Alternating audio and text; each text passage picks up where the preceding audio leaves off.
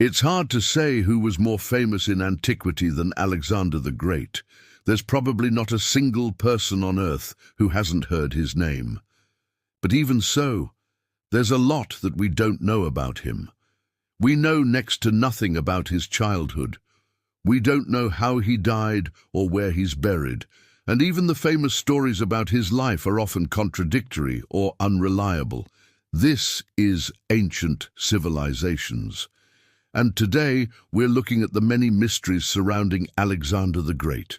Alexander the Great was born in 356 BCE and died in 323 BCE. He was the son of King Philip II of Macedon and his wife Olympias.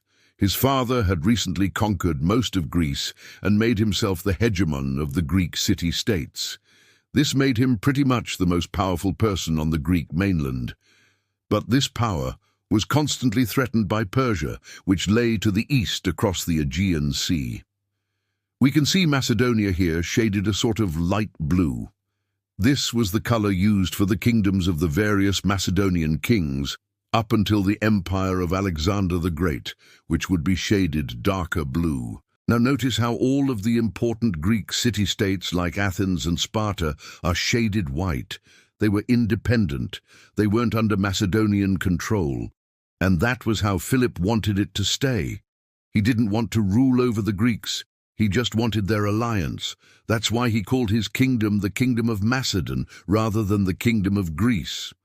Macedon was a small peripheral kingdom in the ancient Greek world, and being identified with it wasn't exactly a badge of honor. At the time of Alexander's birth, Philip was preoccupied with bringing the unruly Greek city-states together into an alliance.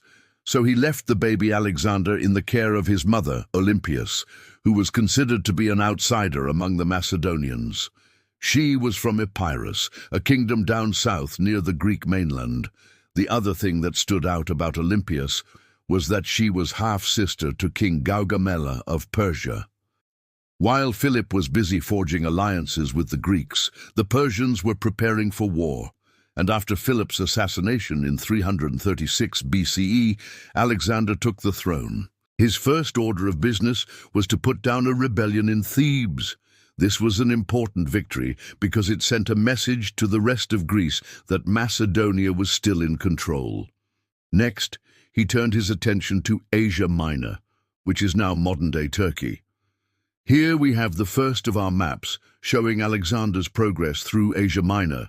You can see the area that he controlled colored blue here, and notice that he already has a large army. The Persian satraps, or governors, were nervous about Alexander's intentions. They knew that the Greeks were angry at Persia for invading their territory 150 years earlier. They also knew how powerful Alexander's army was, especially his cavalry, which was unmatched in the ancient world. So they did something that Alexander expected. They surrendered. By 334 BCE, all of Asia Minor was under Macedonian control, and now we have a new map to look at. Here's Asia Minor, and once again we can see Alexander's forces pushing eastward, conquering city after city. But the real test was soon to come. Somewhere along here in the mountains of northern Iraq lived the last Achaemenid king, Darius III, and he was ready to stop Alexander's advance. Now, before we go any further, if you've watched my videos before, you know that I love maps. I mean, look at this one, it's just beautiful. And now I can show you an easy way to make your own custom physical maps like this one and share them with your friends and family. And you don't need to be a cartography expert to do it. All you need is a subscription to CuriosityStream and Wondrium. With a single subscription, you get access to a massive catalogue of non-fiction titles from some of the best filmmakers in the world. In addition to Nebula, of course, you can watch all of my videos ad-free and early there too. And CuriosityStream has a huge collection of shows and documentaries that you might be interested in watching. There's something for everyone. I personally love their collection of classic educational shows like How It's Made, Mythbusters, and the original Planet Green. The platform is really easy to use and it works on all of your devices. So sign up today and start exploring. Darius sent out an elite force of 20,000 men to meet Alexander at the river Granicus. Alexander's army was larger, and the Macedonian cavalry was superior, but the Persians fought bravely. The fighting was intense, and Alexander himself was nearly killed. But in the end, the Persians were defeated. This was a very important battle because it showed that Alexander could win against the best that Persia had to offer. It also showed that his army could survive major engagements without suffering catastrophic losses. For the next 2 years, Alexander was engaged in almost constant warfare. His army marched all the way through central Persia, taking city after city. But the Persians would not surrender. No matter how far Alexander went, there were Darius's generals waiting to fight. Eventually, Alexander caught up with Darius near the city of Gaugamela. This was another huge battle, perhaps even more so than the Battle of Marathon. Both armies were exhausted, depleted, and full of hatred for each other. Once again, the bulk of the fighting was done by the infantry, but this time Alexander had a trick up his sleeve. His cavalry stayed out of the center of the battlefield and instead struck the Persian flanks, forcing them to face two-sided attacks from both the cavalry and the infantry. In the end, Darius's forces were utterly crushed.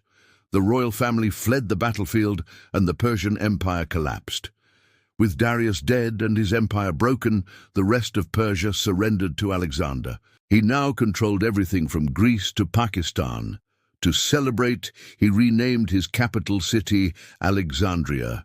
Today it's called Amman, Jordan. But back then, it was the greatest city in the world.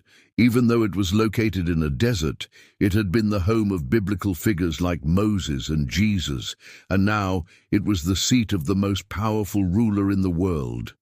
From here, Alexander continued his conquests. He went to Egypt and founded the city of Alexandria on the Mediterranean coast. Then he went to India.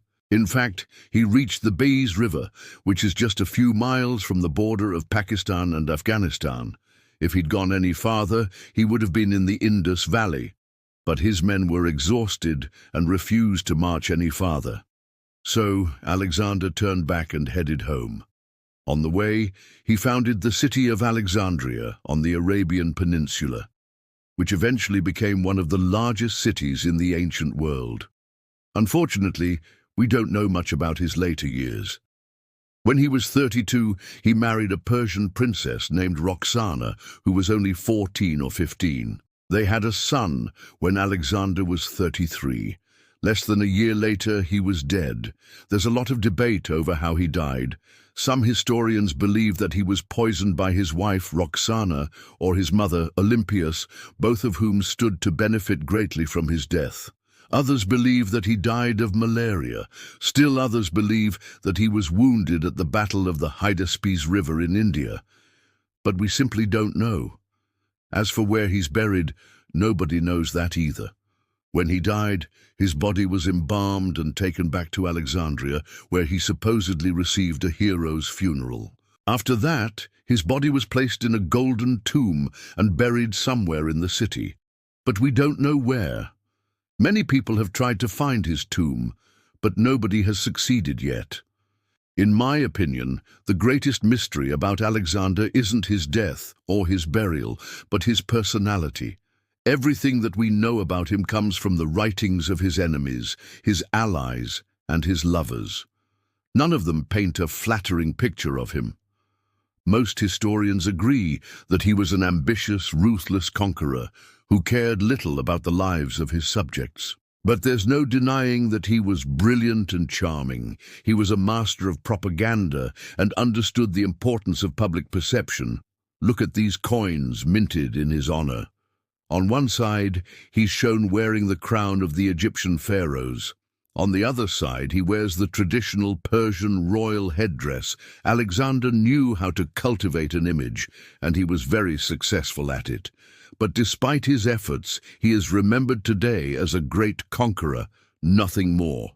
His empire fell apart as soon as he died. The great city of Alexandria lost its prominence after the rise of Rome. and Alexander's name faded from the memories of most people. But every once in a while, somebody will dig up one of his coins, stare at its weathered surface, and remember the great king of Macedon. I hope that you enjoyed learning about Alexander the Great. If you did, please subscribe. Thanks for watching. See you next time.